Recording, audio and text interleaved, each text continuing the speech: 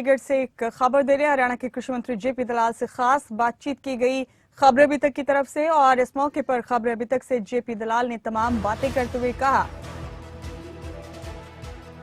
कि पीएमएफबीवाई पर विपक्ष किसानों को गुमराह कर रहा है।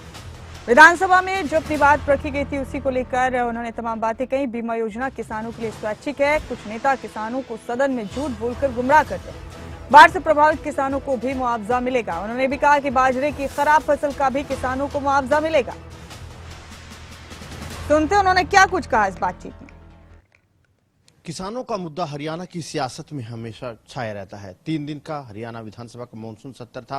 मानसून सत्र में भी किसानों का मुद्दा छाया रहा है। 2 ध्यानाकर्षण प्रस्ताव किसानों के मुद्दों पर विपक्ष की तरफ से दिए गए थे। इस वक्त हरियाणा के कृषि मंत्री जेपी दलाल साहब हमारे साथ मौजूद है। तमाम मुद्दों पर बात करेंगे। सर, किसानों का मुद्दा हमेशा छाया रहता है। 3 दिन के अगर विधानसभा सत्र की बात करें, 2 ध्यानाकर्षण प्रस्ताव किसानों के मुद्दे पर विपक्ष ने दिए थे। सबसे पहले मैं बाजरे का मुद्दा उठा लेता हूँ। बाजरे की जो फसल कीड़ा लगने से खराब हुई है, उस मुद्दे पर ध्यानाकर्षण प्रस्ताव लगाया गया।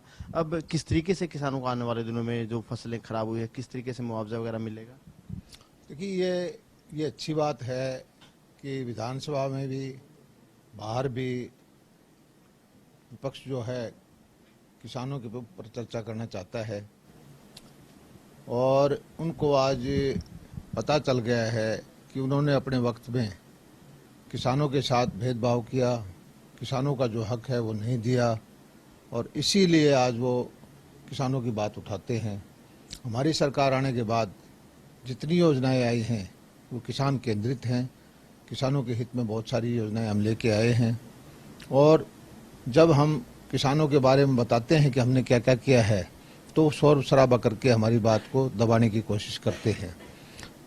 हम जब बताते हैं कि उनके वक्त में जब किसान धरना करते थे, प्रदर्शन करते थे, तो गोलियों से भून दिया जाता था।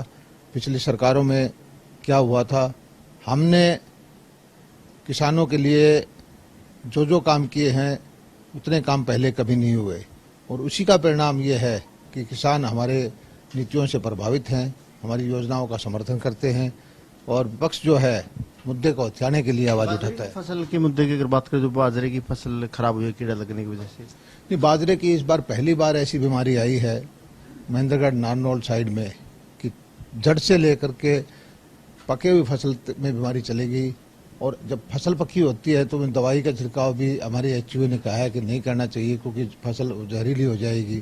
किसानों को नुकसान हुआ है, और उसमें जो क्षतिपूर्ति पोर्टल पर लगभग 3 लाख एकड़ का ब्यौरा लोगों ने चढ़ाया है। इसका जो हमारा रेवेन्यू डिपार्टमेंट है आकलन करके जो हमारी नीति है उसके हिसाब से उनकी भरपाई करेंगे। प्रधानमंत्री फसल बीमा योजना की बात कर लेते हैं। इस मुद्दे पर ज्यादा हंगामा हुआ। विपक्ष ने बार बार कहा है कि ये जो किसानों को मुआवजा मिलता है, मुआवजा उतना नहीं मिलता, जो बीमा कंपनी होती है मुनाफे में रहती है। अभय चौटाला ने सवाल खड़े किए। सिरसा के किसानों का मुद्दा भी उठा। सिरसा के कितना फिलहाल मुआवजा मंजूर हुआ किसानों के लिए?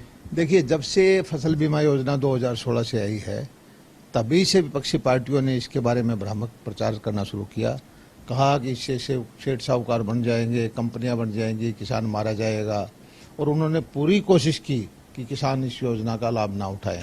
लेकिन मैं धन्यवाद करता हूं किसान भाइयों का, जिन्होंने इस योजना का पूरा समर्थन किया है, लाभ उठाया है, और उनको फायदा भी हुआ है। दलाल साहब का यही कहना है कि बीजेपी सरकार किसानों को सशक्त करने का काम कर रही है। सरकार की तरफ से किसानों के फेवर में फैसले लिए जाते हैं। जो फसल बीमा योजना है किसानों के लिए फायदेमंद योजना है।